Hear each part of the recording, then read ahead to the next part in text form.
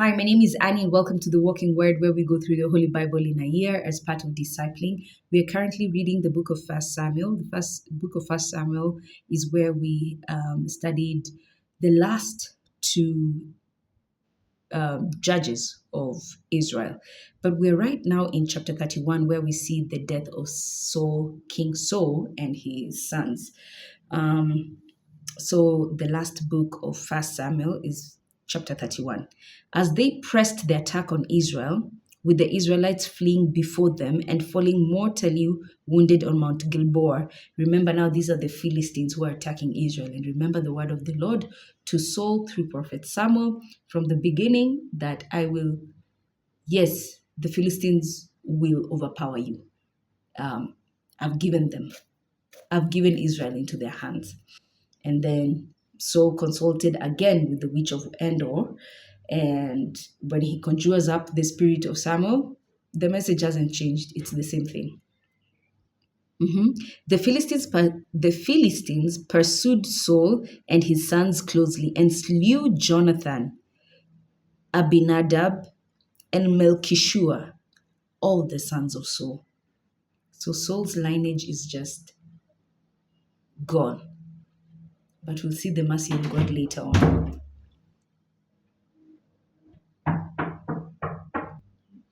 We'll see the mercy of God on Saul's lineage later, but for now it looks like it's all gone. It's all done. All his sons, Jonathan, who was David's best friend, BFF. Then we had Abinadab and Malchishua. All the princes gone. The battle raged around Saul, and the archers hit him. He was pierced through his abdomen, through his stomach. Then Saul said to his armor bearer, "Draw your sword and run me through.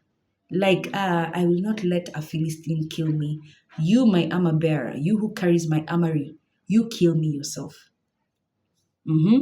Lest the uncircumcised come and make sport of me. I'd rather be killed by my own kinsman than be killed by the Philistines."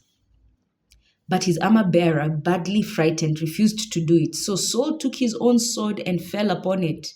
Saul committed suicide.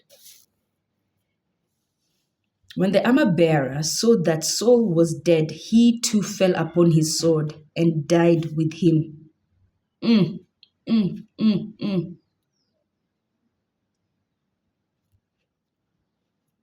Thus Saul, his three sons, and his armor bearer died together on the same day.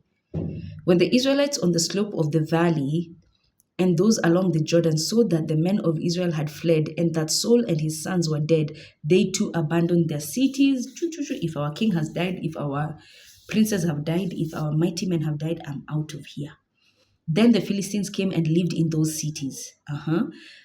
The day after the battle, the Philistines came to strip the slain and found Saul and his three sons lying on Mount Gilboa. They cut off Saul's head and stripped him of his armor, and then sent the good news throughout the land of the Philistines to their idols and to the people. To their idols. You remember the Philistines used to worship Ashtaroth, Dagon, Baal. They put his armor in the temple of Astarte. Astarte is also Ashtaroth. It's also another name for Ishtar, and this it's the goddess of fertility and war in some of those pagan tribes.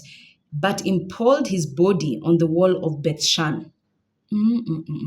When the inhabitants of Jabesh Gilead heard what the Philistines had done to Paul, all their warriors set out, and after marching throughout the night, removed the bodies of Saul and his sons from the wall of Bethshan and brought them back to Jabesh, where they cremated them.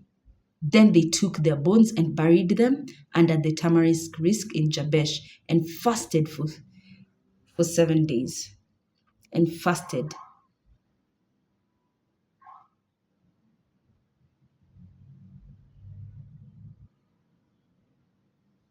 And then they fasted. What a sad ending for King Saul. But you almost want to ask, did God judge him justly? Accordingly. That's why we must seek his mercy. for everything we do that is not according to his will. We continue tomorrow as we jump into a new book, Second Samuel.